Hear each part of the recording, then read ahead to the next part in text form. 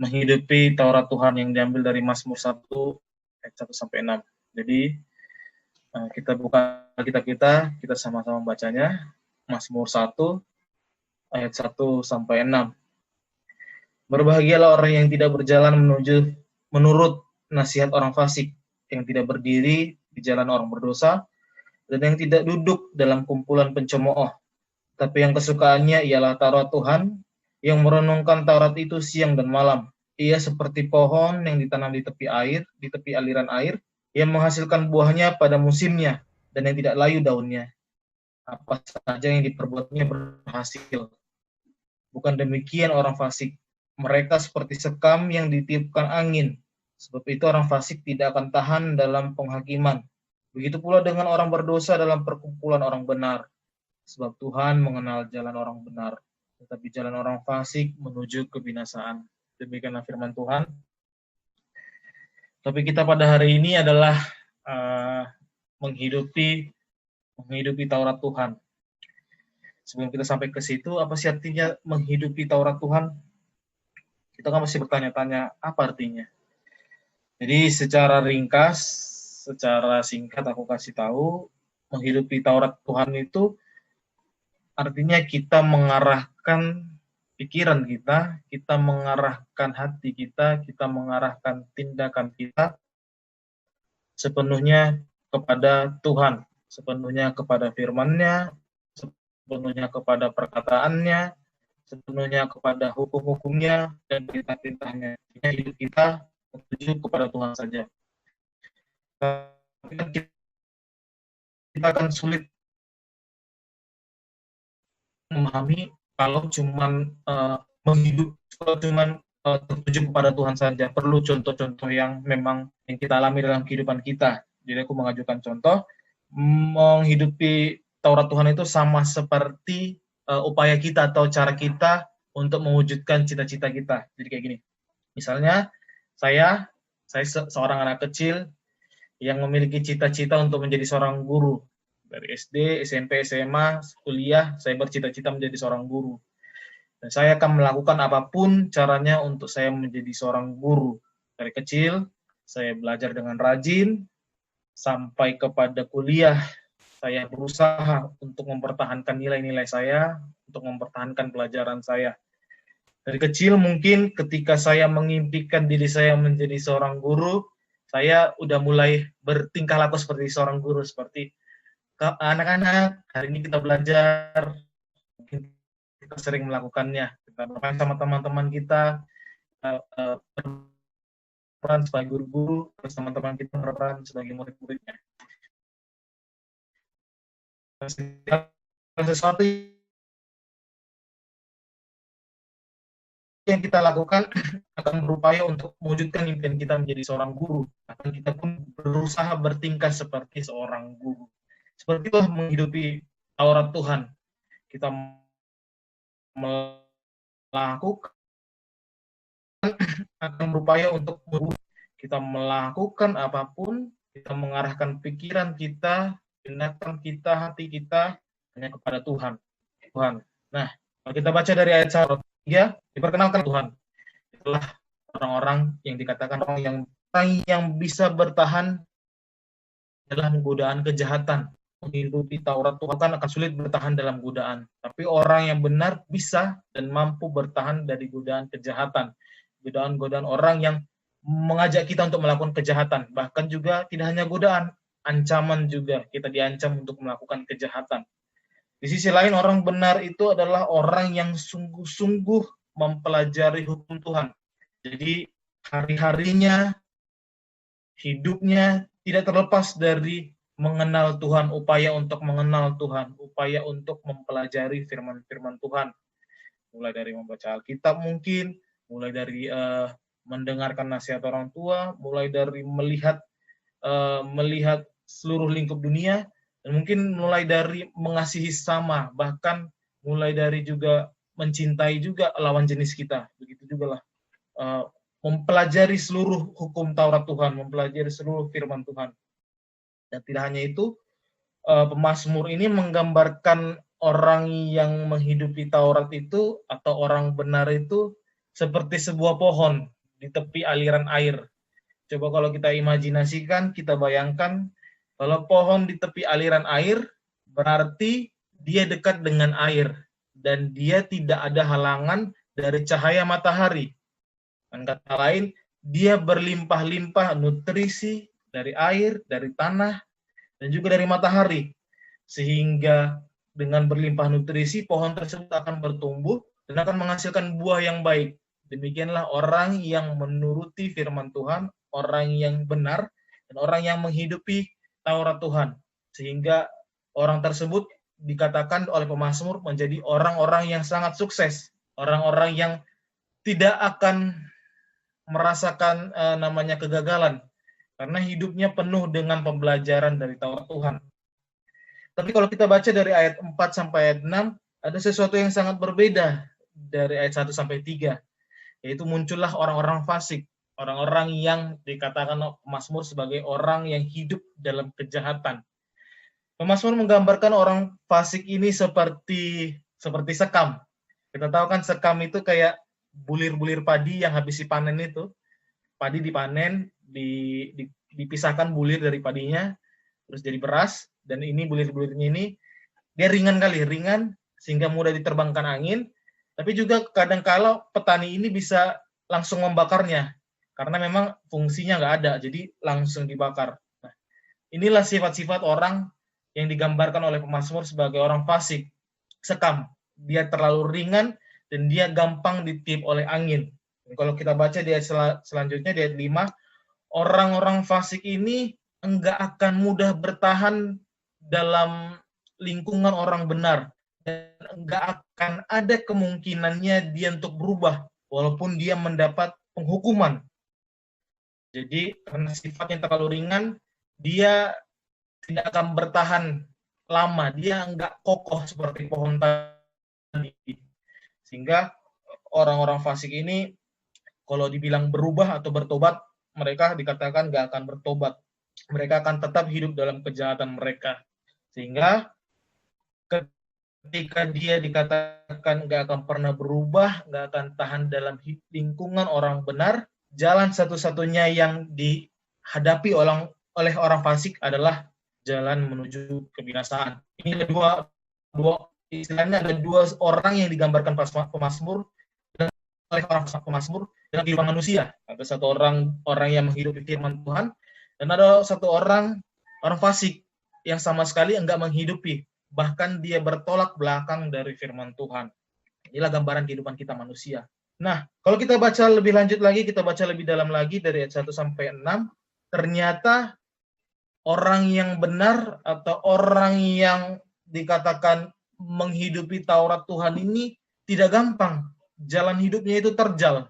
Kenapa terjal? Kalau kita baca ayat 1, berbahagialah orang yang tidak berjalan menurut nasihat orang fasik, yang tidak berdiri di jalan orang berdosa, dan yang tidak duduk dalam kumpulan pencemooh. Artinya dia ini akan menghadapi berbagai tantangan, akan menghadapi berbagai cobaan dari orang-orang jahat, dan jalan hidupnya sangat terjal. Sehingga dikatakan berbahagialah orang yang bertahan. Berarti jalan hidupnya terjal dan jalan hidupnya sangat sulit. Lalu apa kuncinya sehingga dia bisa berbahagia? Apa kuncinya sehingga dia bisa bertahan dalam namanya pencobaan di tengah-tengah orang fasik, orang kejahat, orang yang melakukan kejahatan? Kita lanjut ayat 2. Tapi kesukaannya adalah firman Tuhan.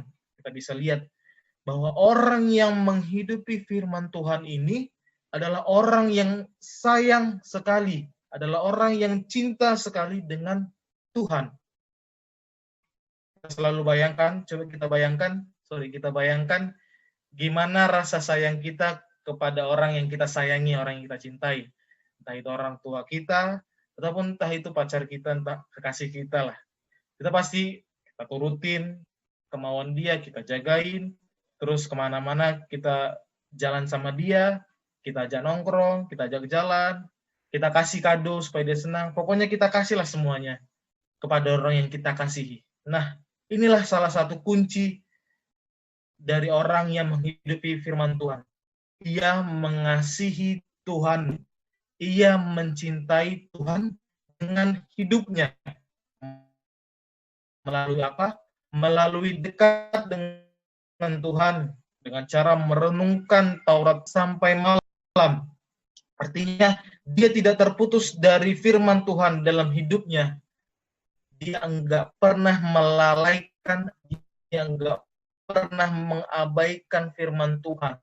Dia selalu memikirkannya, dia selalu mempelajarinya, dan dia selalu merenungkannya, dia selalu melakukannya. Itulah orang fasik. Itulah orang yang menghidupi firman Tuhan. Dia sangat mencintai Tuhan. Itulah kuncinya. Karena dia mengasihinya secara langsung, sehingga dalam firman Tuhan ini enggak luput dari berkat Tuhan. Seperti pohon yang dialiri oleh air, yang berada di tepi aliran air, dia dapat air yang cukup, dia mendapat zat hara yang cukup dari tanah, dan dia juga dapat cahaya matahari yang cukup, sehingga hidupnya berlimpah dengan nutrisi, sehingga hidupnya berlimpah dengan berkat dari Tuhan. Tapi seperti yang aku bilang tadi, menjadi orang benar, menjadi orang yang menghidupi firman Tuhan itu sangat sulit. Karena apa? Karena seluruh tantangannya berada dalam sekelilingnya. Karena seluruh tantangannya adalah orang-orang jahat. Itu juga bisa kita rasakan pada saat kehidupan kita saat ini. Kalau kita melakukan sesuatu yang baik, pasti ada saja orang-orang yang selalu bilang, ih, sok baik, sok suci. Kan gitu kan. Kalau kita hidup dalam kebaikan, pasti ada aja orang-orang di sekeliling kita bilang, ngapain kau buat-buat kayak gitu? Nggak ada gunanya. Dan juga nanti kau bisa dapat, atau juga kau belum tentu dipandang orang. Dan juga kau bisa mengalami kesusahan gitu. Ataupun kalau kita bertahan dalam kejujuran kita pada masa-masa sulit, pasti orang bilang, goblok kali kau, ngapain kau jujur? Ngapain kau tetap setia dalam kebenaranmu itu? Kan apa ya, nggak ada gunanya ya. Lebih bagus kau mencuri, lebih bagus kau mencontek, lebih bagus kau melakukan kejahatan. Pasti kita akan menghadapi orang-orang seperti itu. Tapi dalam firman Tuhan kali ini, melalui pemazmur, kita diajak untuk tetap bertahan, untuk tetap menghidupi firman Tuhan, menghidupi Taurat Tuhan dalam kehidupan kita. Apapun bahayanya, apapun tantangannya. Dan kalau kita menghadapi tantangan yang begitu kuat, ingatlah kepada Tuhan. Bahwa saya menyayangi Tuhan.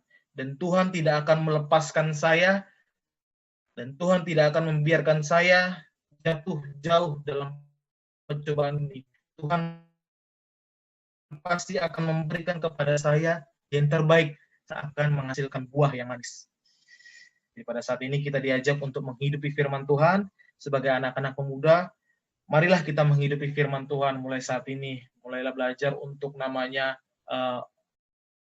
berdoa setiap kita melakukan aktivitas. Mulailah kita belajar untuk membaca firman Tuhan. Yang malas membaca firman Tuhan, mempelajari firman Tuhan, mulailah kita untuk mengatakan perkataan-perkataan yang baik. Kalau kita biasanya mengatakan perkataan-perkataan yang buruk, keluar kata-kata dari kebun binatang, mulailah kita kurangi, perlahan demi perlahan, sedikit demi sedikit kita kurangi, kita perkatakanlah perkataan-perkataan yang baik kepada teman kita.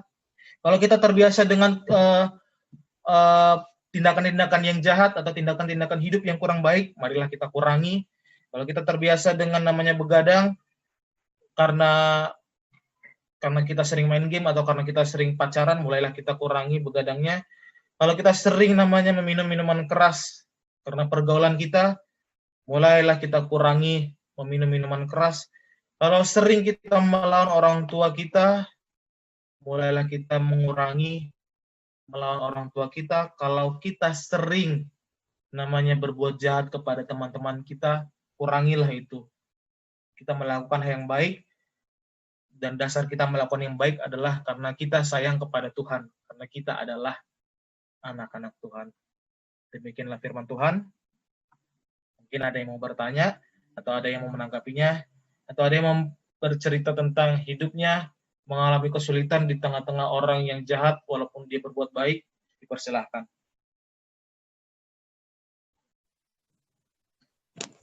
Baik, sungguh luar biasa firman Tuhan yang kita dengar dari Bang Yosef mengenai di mana kita harus mengutamakan Taurat, mengutamakan firman Tuhan supaya hidup kita bisa berpadanan dengan Tuhan.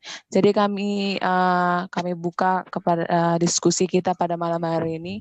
Bagi kakak atau abang atau teman-teman yang ingin bertanya atau sharing berbagi pengalaman, kami persilakan. Aku Oke. Oke, Bang Herbert, silakan. Bagaimana jika seseorang pemuda Kristen yang di tengah-tengah kesibukannya, kegiatannya tidak bisa berbagikan waktu untuk bersekutu kepada Tuhan? Yang pertama.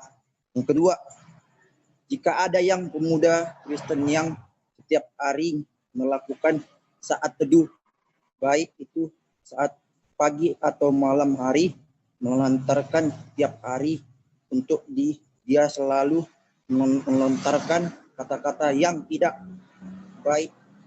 Bagaimana mendapat amang tentang hal disebut? Oh, baik Bang Herbert. Jadi maksud Abang pertanyaannya, yang pertama itu bagaimana jika pemuda Kristen yang tiap saat teduh, baik itu pagi ataupun malam, dia selalu melontarkan kata-kata yang tidak baik. Bagaimana pendapat Amang tentang hal tersebut? Baru yang kedua, bagaimana jika ada pemuda Kristen yang di tengah kesibukannya tidak bisa membagikan waktunya untuk bersekutu kepada Tuhan? Kami persilakan kepada Bang Joseph untuk menjawab pertanyaan Bang Herbert. Ya. Terima kasih Bang Herbert. Yang pertama, bagaimana seorang pemuda Kristen ketika dia rajin beribadah ya, ketika dia rajin bersaat teduh setiap hari, tapi dia tetap melontarkan namanya perkataan-perkataan yang tidak baik, mungkin keluar kata-kata dari kebun binatang. Jadi seperti ini. Jadi kalau aku menanggapinya itu sih sama kayak kita mengisi air dalam gelas tapi gelasnya itu bocor. Artinya apa? Kita melakukan hal yang baik, tapi hal yang baik itu tidak kita simpan dalam diri kita, tidak kita lakukan dalam diri kita, dan akhirnya diri kita ini nggak menghasilkan sesuatu yang baik. Akhirnya diri kita ini bukan menjadi contoh yang baik, justru menjadi sebuah bencana bagi orang. Kenapa? Dilihat saat teduh tapi kata-kata kotor. Akhirnya orang pun nggak akan meragukan namanya firman Tuhan, akan meragukan namanya ibadah, karena dilihat bahwa patokannya adalah seorang pemuda Kristen yang melakukan tindakan-tindakan yang tidak baik. Sehingga dikatakan di sini memang benar-benar orang yang dikatakan benar itu adalah orang yang sepenuhnya melakukan firman Tuhan, orang yang sepenuhnya melakukan Taurat Tuhan. Tidak ada namanya namanya ketika dia bersaat teduh, dia mengatakan kata-kata kasar, di situ bukanlah orang benar, itu tetap orang fasik. Tapi orang benar ketika dia bersaat teduh, dia memaknai saat teduhnya, dia melakukan saat teduhnya dalam kehidupannya sehari-hari dengan mengatakan kebaikan, dengan mengatakan damai sejahtera bagimu kawan, sukses kawan, shalom, dengan mengatakan kata-kata yang baik kepada teman-temannya, bukan mengatakan kata-kata yang buruk. Jadi kalau ada mungkin di antara kita yang demikian, kita nggak tahu siapapun, ada yang merasa demikian, ya kita harus berubah lah. Kita harus berubah, kita harus bertobat, karena kita ini anak-anak Tuhan, kita ini lahir dari Tuhan, kita ini diciptakan oleh Tuhan. Jadi kita harus memang gambarkan, kita harus mencirikan bagaimana Tuhan itu bertindak, bagaimana Tuhan itu berfirman. Jadi jangan kita mencirikan sesuatu yang tidak dari Tuhan, tetapi cirikanlah diri kita seperti yang Tuhan lakukan. Bagaimana Tuhan melakukannya? Seperti yang dikatakan oleh Tuhan Yesus. Kalau engkau berjumpa dengan orang yang telanjang, berikanlah dia pakaian. Kalau engkau berjumpa dengan orang yang lapar, berikan dia makanan. Kalau engkau berjumpa dengan orang yang tidak mempunyai tempat tinggal, berikan dia tempat tinggal. Kalau engkau berjumpa dengan orang yang tidak memiliki tumpangan, berikan dia tumpangan. Kalau engkau berjumpa dengan orang-orang yang berada dalam penjara, kunjungi dia, berikan dia penguatan. Karena kalau engkau melakukan semuanya itu kepada mereka, engkau juga melakukannya kepadaku. Jadi akhirnya kita harus benar-benar tulus melakukan kebaikan. Kita harus memang menggambarkan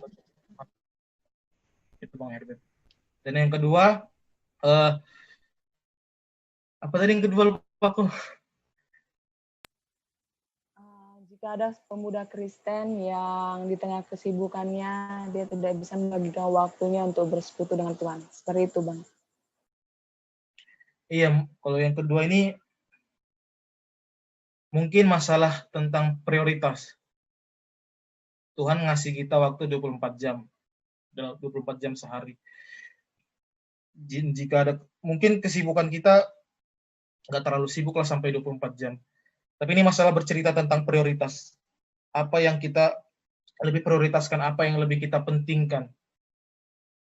Kalau kita memang sayang kepada Tuhan, kalau memang kita sepenuhnya mengarahkan hati kita kepada Tuhan, maka segala tindakan kita, segala kehidupan kita akan memprioritaskan Tuhan. Sebagai contohnya tadi, seorang pemuda Kristen, lebih baik dia memberikan waktunya di tengah kesibukannya untuk melakukan persekutuan. Ataupun seorang pemuda Kristen, contoh lain, yang ketika melihat temannya mengalami kesusahan, janganlah dikatakan kata-kata yang tidak baik, tapi diberikanlah kata-kata yang baik, diberikanlah kata-kata penguatan. Seperti tema kita minggu lalu, memelihara budaya, atau kalau dalam bahasa Bataknya, membudayakan budaya yang baik. Pasomal aka hasomalan nadinggan. Seperti itu. Jadi kita lebih baik melakukan hal yang baik, kita lebih baik memprioritaskan Tuhan dalam hidup kita, karena memang kita anak-anak Tuhan. Kita lahir dari Tuhan. Itu sih Bang Herbert. Bagaimana Bang Ada Herbert? lagi, ya betul. Ada lagi saya tambahkan sedikit sama Bang Yosep. Ini kan Bang.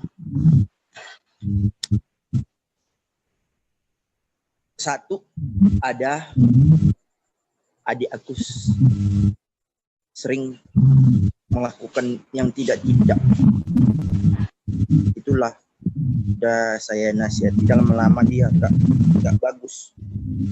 Udah saya nasihati, dia seolah-olah dia mau mendapatkan yang kita inginkan, tapi nasihat tidak. Itu aja saya tambahkan sedikit. Itu aja. Audi. Sorry. Terima kasih ya Bang Herbert atas tambahan. Apa Bang? Ya, makasih ya Bang Herbert atas Ya. tambahannya. Oke, makasih ya Bang Herbert. Kepada kakak abang dan teman-teman yang lain, jika ada yang ingin bertanya lagi atau menambah atau ingin menambahkan, bahkan mau sharing atau berbagi cerita pengalaman, boleh kami persilakan. Ada lagi teman-teman, atau kami kasih kesempatan kepada Inang Simanjuntak yang ingin menambahkan. Bagaimana Inang?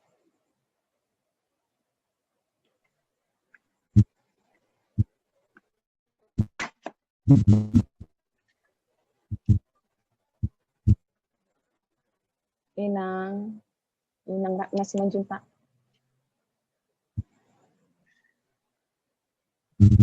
Atau teman-teman yang lain? Atau mungkin dari adik yang sudah pada untuk mendengarkan firman Tuhan, mana tahu ada yang ditanyakan. Oh ya, mungkin aku ada mungkin ada beberapa hal yang mau kita diskusikan dulu di sini tentang namanya bertahan dalam dalam firman Tuhan, mempertahankan firman Tuhan dalam hidup kita di tengah-tengah tantangan. Jadi seperti ini. Jadi ada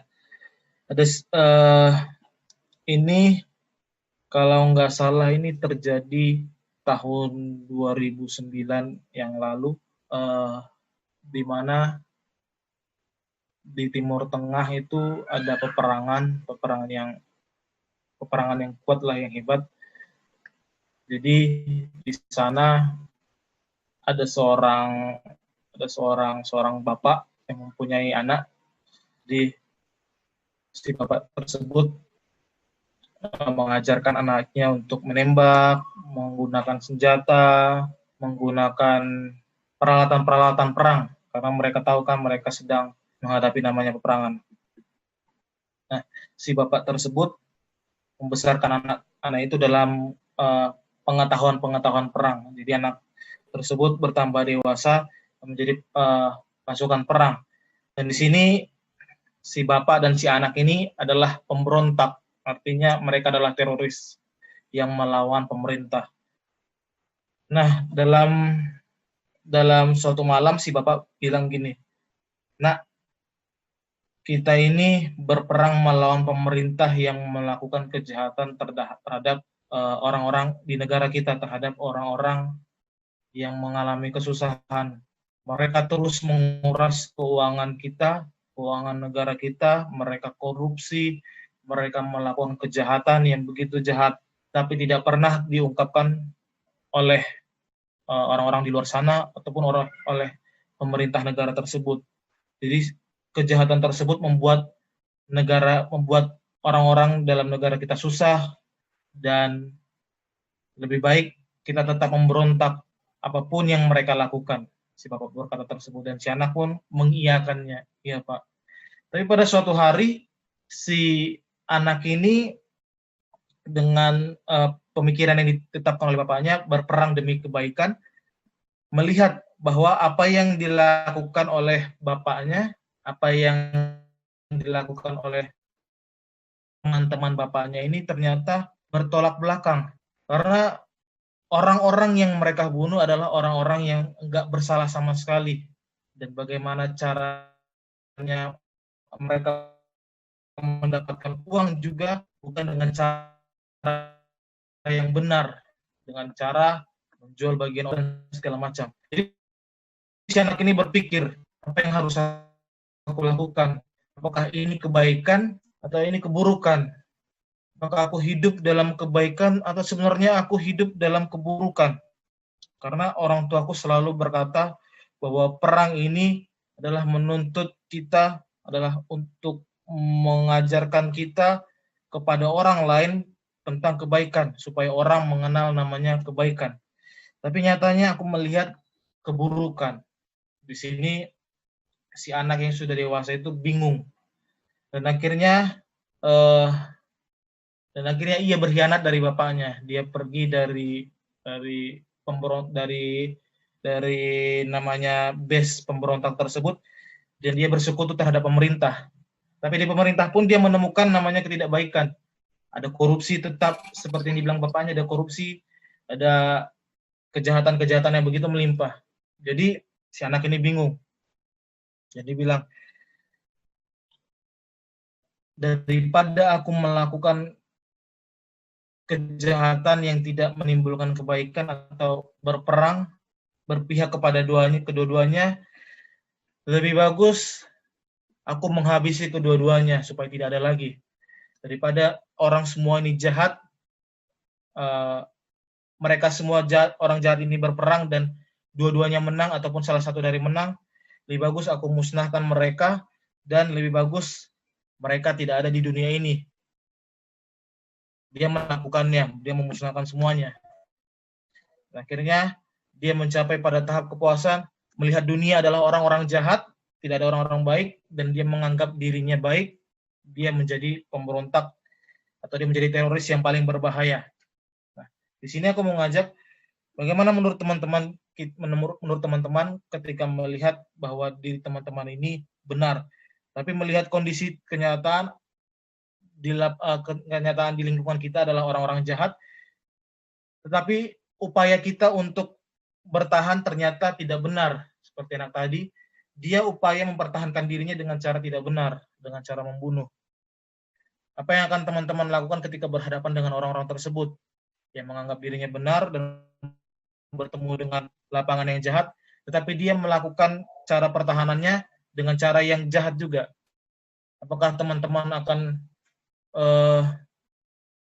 melakukan hal yang sama dengan dia atau melakukan hal yang baik juga? Seperti itu.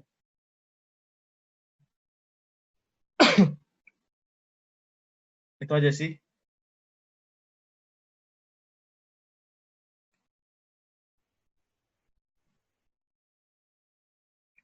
Ada yang mau menanggapinya?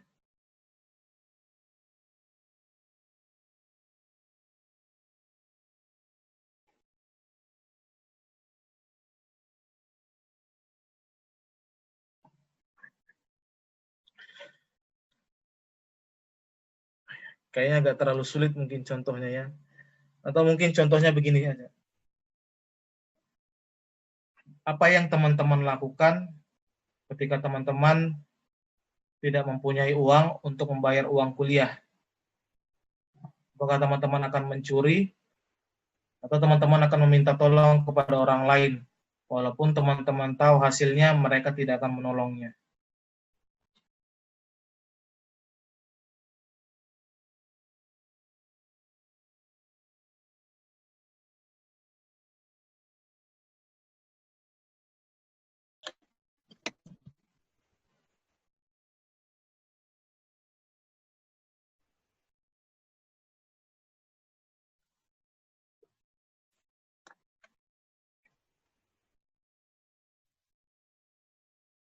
Ada yang mau menanggapi?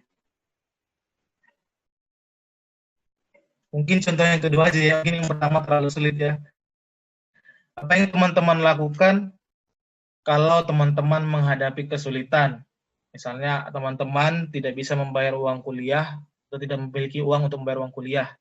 Apakah teman-teman akan mencuri atau teman-teman akan meminta pertolongan dari orang lain walaupun pertolongannya ini akan sangat sulit? Seperti itu.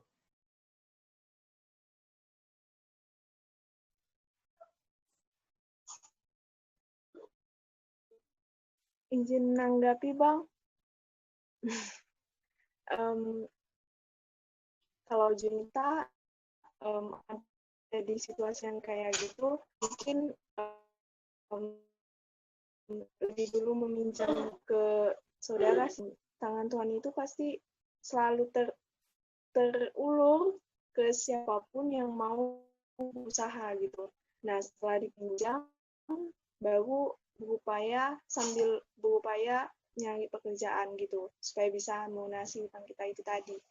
Itu sih kalau dari Junita, karena kalau misalkan mencuri, itu gimana ya,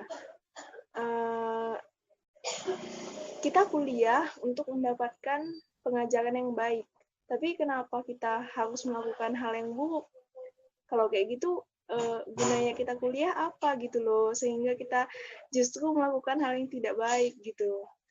Kalau dari Junita sih gitu, Bang, karena setinggi-tingginya ilmu, maksudnya setinggi-tingginya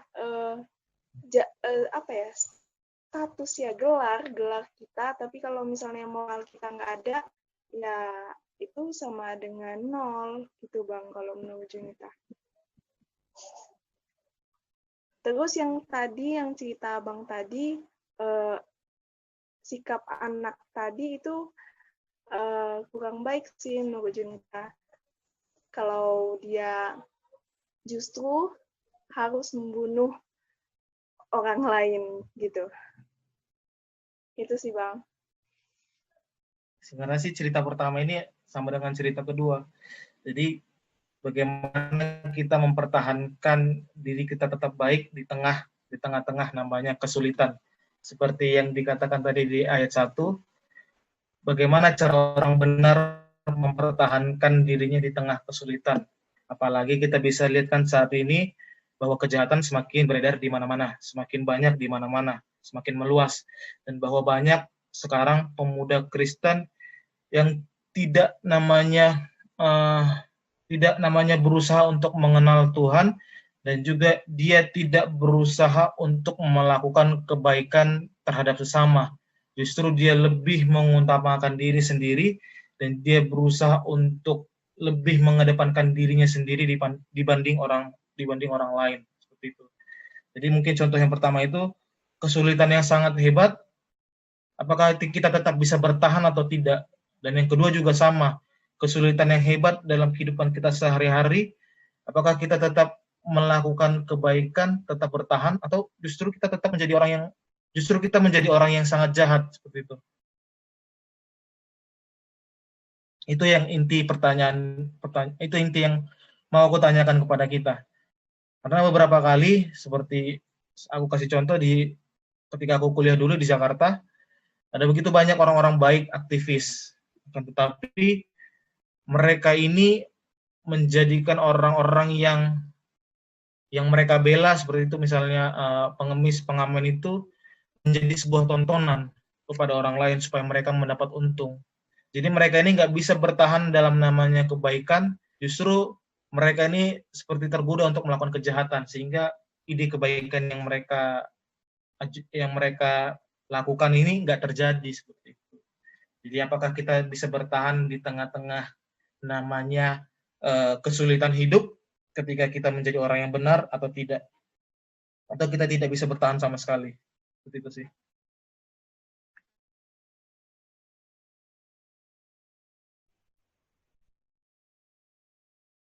Mungkin ada lagi yang mau menanggapi?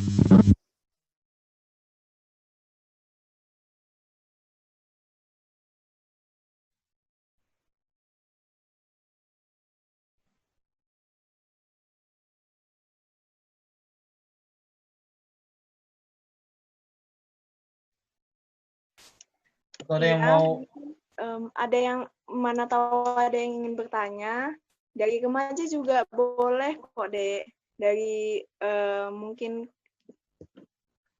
Kak Mesra atau Kak Lestari, Kak Mintra. Mana tahu ada yang mau ditanya atau mau menanggapi yang ditanya sama Bang Yosef tadi. Silakan.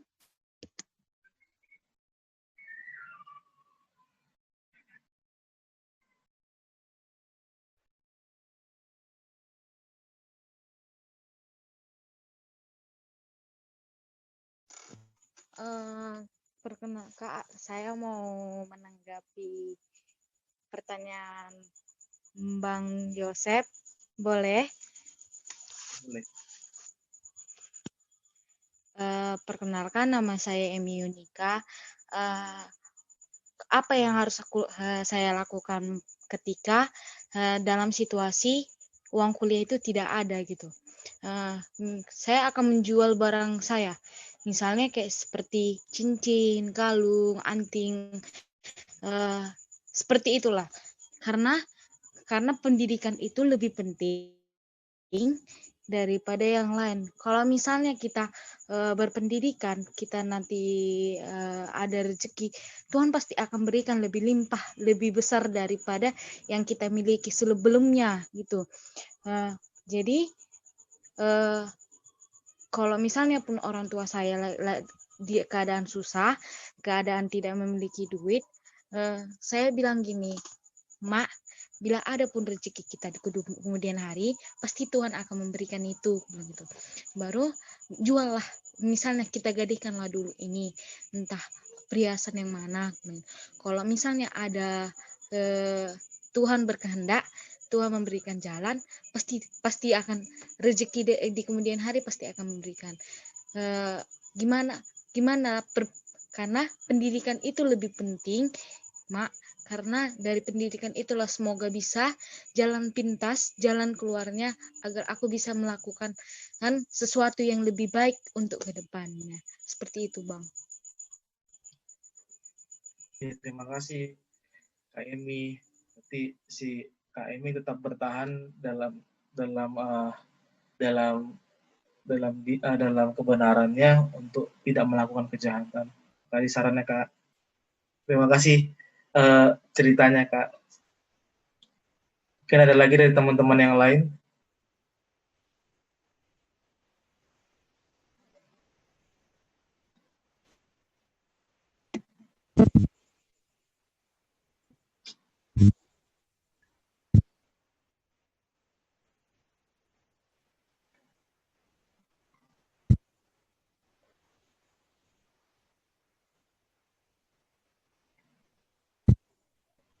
Bagi kakak abang dan teman-teman yang ingin menanggapi, kami persilakan. Atau buat adik kami yang remaja, boleh bertanya atau bagi cerita, sharing-sharing juga boleh. Ada lagi teman-teman?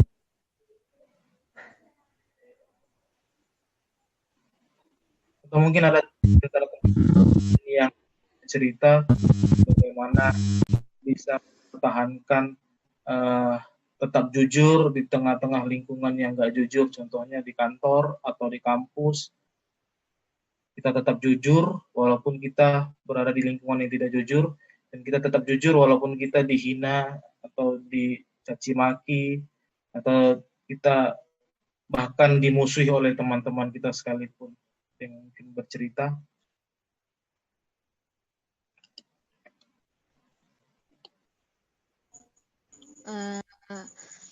Aku boleh bercerita. Saya boleh bercerita, Kak. Bang. Silakan. Nah, kan gini, belakang terakhir ini aku kena tipu. Jadi aku kan PPL di sekolah. Tapi salah satu dari guru yang di tempat PPL-ku itu menipuku.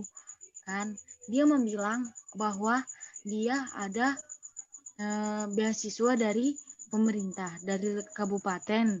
Kan, aku di Kabupaten Labuan Batu. Nah, jadi dia harus membayar sekitar 1.300.000 lebih gitulah kan untuk mendapatkan beasiswanya. Jadi aku tidak berpikir panjang untuk beasiswa bisa terbantulah kayak gitulah misalnya kan. Jadi langsung membayar, langsung dia berkata dengan manis, begini gini.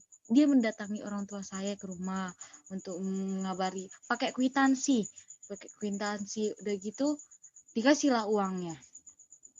Baru selebihnya setelah itu dia berkata seperti ini, Dek, mau kamu masuk jadi PNS honor di sekolah ini, katanya gitu kan. Boleh Kak, aku bilang gitu kan. Itu kayak mana Kak persyaratannya? Jadi dia menceritakan gini ini persyaratannya, KTP, KTM, KRS atau tahap apa gitulah, perlengkapan untuk sekolah kan. Jadi udah aku berikan. Jadi ternyata itulah jalan Tuhan. Ternyata dia bilang bayarnya 3 juta. Ternyata bukan cuma saya yang dibohonginya, teman-teman satu PPL saya juga seperti itu, tapi di beda sekolah, universitas itulah. Jadi teman saya itu membilang kan kalau di dalam sekolah itu harus lebih akrab lagi tuh sama, biarpun beda universitas. Jadi kamu ada nggak kakak ibu ini cerita kayak gini? Iya, kenapa? Iya, aku pun dibilang kayak gitu, bayarnya sekian katanya gitu kan. Aku pun dibilang bayar segitu juga katanya gitu kan. Baru katanya ibu itu penipu loh katanya. Terkejutlah saya.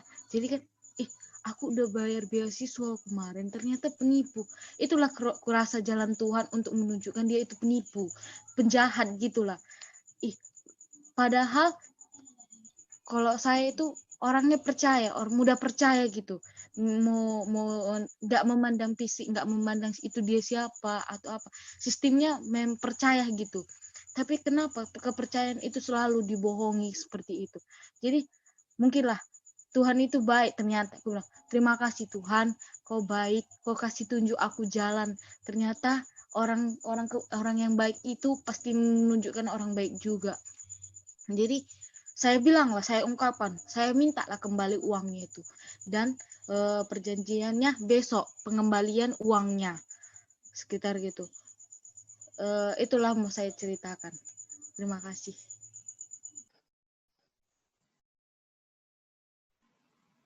Iya, terima kasih Kak Emi untuk ceritanya. Pada akhirnya orang-orang yang tetap bertahan dalam kebaikan, orang-orang yang tetap bertahan dalam firman Tuhan, pada akhirnya tetap dipelihara oleh Tuhan dan tidak akan dibiarkan oleh Tuhan jatuh dalam namanya kesengsaraan yang begitu panjang. Kalau kita misalnya ingat dengan kisah Ayub yang pada minggu lalu, tema minggu lalu, Ayub 42 ayat 7 sampai 17 dibilang di situ, walaupun Ayub menghadapi berbagai tantangan, menghadapi berbagai macam cobaan dari teman-temannya yang mengatakan hal-hal yang tidak baik tentang Tuhan, tetapi Ayub tetap menjadi saluran berkat bagi teman-temannya, melalui ia menjadi pendoa bagi teman-temannya, melalui ia menjadi sosok imam yang diberikan oleh Allah kepada teman-temannya, supaya Allah tetap mengasihi teman-temannya. Ini juga berkaitan dengan namanya tema kita minggu lalu, membiasakan hal-hal yang baik, Ayub 42 ayat 7 sampai 17. Dan memang seperti yang aku katakan tadi, bahwa kondisi yang sangat sulit seperti kondisi Ayub itu akan kita alami dalam hidup kita sehari-hari, akan kita alami. Dan apakah kita bisa bertahan seperti Ayub? Kita bisa melakukan hal yang baik kepada teman kita, walaupun dia bertindak jahat, walaupun sekeliling kita adalah orang-orang jahat. Apakah kita menjadi orang jahat seperti teman-temannya Ayub? Atau kita justru menjadi orang yang sama seperti Ayub, yang mendoakan teman-temannya dan yang menjadi imam bagi teman-temannya untuk mengampuni dosa teman-temannya di hadapan Allah. Demikian. Ada lagi yang mau bercerita?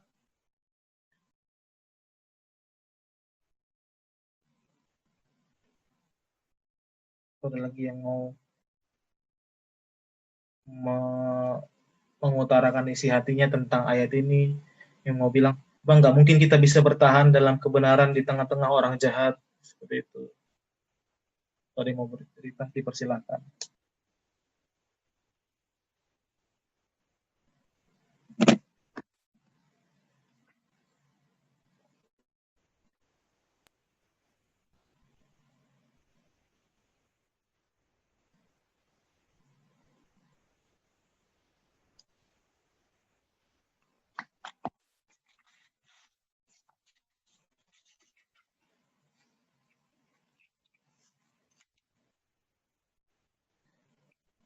Aku kembalikan ke Claudia Setio.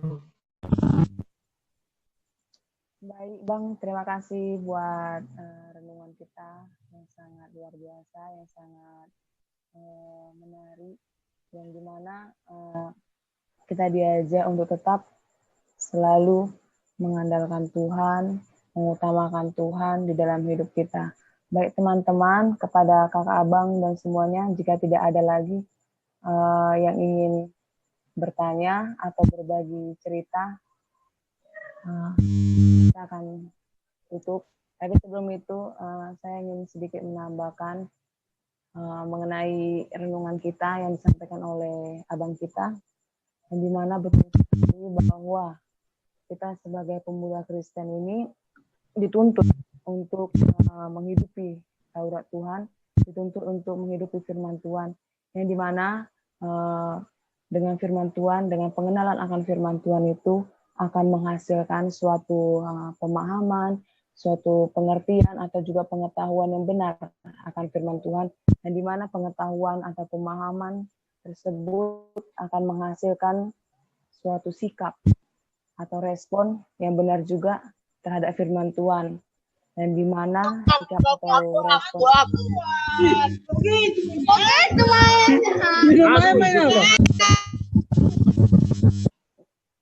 Oke, lanjut.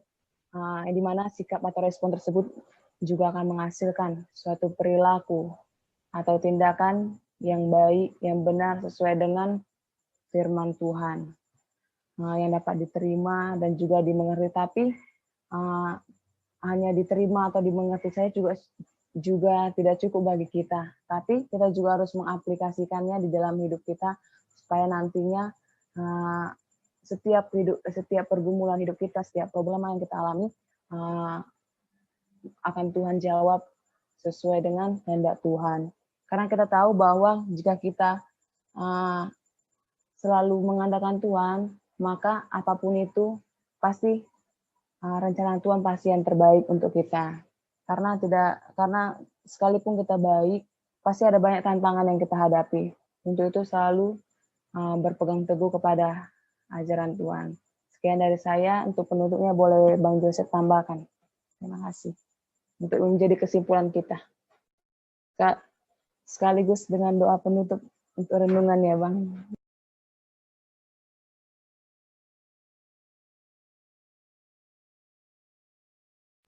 Tidak ada, kurang dengar suaranya Bang.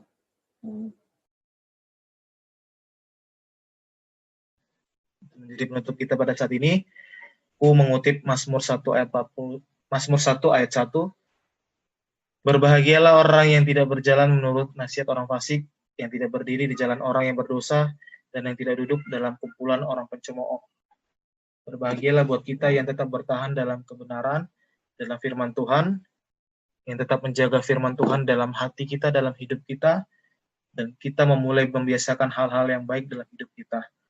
Karena Tuhan tidak akan melepaskan kita, karena Tuhan tidak akan membiarkan kita jatuh ke dalam pencobaan yang begitu dalam, dan karena Tuhan akan menjadi gunung batu kita, karena Tuhan akan menjadi tanah yang subur bagi kita untuk kita bertumbuh dan untuk kita berbuah bagi sama kita, bagi Tuhan juga. Demikian firman Tuhan. Marilah kita bersatu dalam doa. Ya Tuhan Allah Bapa kami yang bertahta di dalam kerajaan sorga, yang kami panggil namamu dalam nama anakmu Tuhan Yesus Kristus, kami mengucap syukur atas segala kasih dan karunia-Mu di dalam hidup kami setiap harinya. Engkau berikan kami nafas kehidupan, Kau berkati kami dalam setiap aktivitas kami, dan Kau berikan kami kesempatan untuk hidup, untuk berkumpul, dan untuk bersekutu pada saat ini melalui PN Poso Bulung di Zoom online. Kau mengajarkan kepada kami untuk tetap bertahan, untuk tetap memelihara firman-Mu, untuk menghidupinya dalam hidup kami, walaupun begitu banyak tantangan, walaupun begitu banyak pencobaan yang sangat sulit yang kami temukan dalam kehidupan kami sehari-hari. Tantangan yang mengancam keimanan kami, bahkan tantangan yang mengancam hidup kami. Tetapi Engkau melalui firman-Mu Mazmur 1 ayat 1-6 mengajarkan kami untuk bertahan, dan bahkan kami harus memulai membiasakan hal-hal yang baik demi kemuliaan nama-Mu, demi kami menyenangkan hati-Mu ya Allah, karena kami sangat mengasihi-Mu, karena kami sangat mencintai-Mu ya Bapa. Dan pada hari ini kami telah mendengarkannya, berkatilah hati dan pikiran kami, sehingga kami bisa melakukannya dalam kehidupan kami sehari-hari, tidak hanya melalui perkataan, tetapi melalui tindakan yang begitu nyata.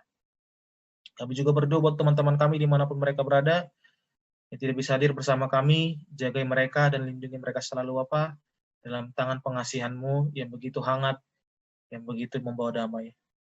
Kami sesungguhnya adalah orang yang berdosa di hadapan-Mu, ampunilah kami akan segala dosa kami. Di dalam nama Putra-Mu yang tunggal, Yesus Kristus, kami telah berdoa dan mengucap syukur. Amin.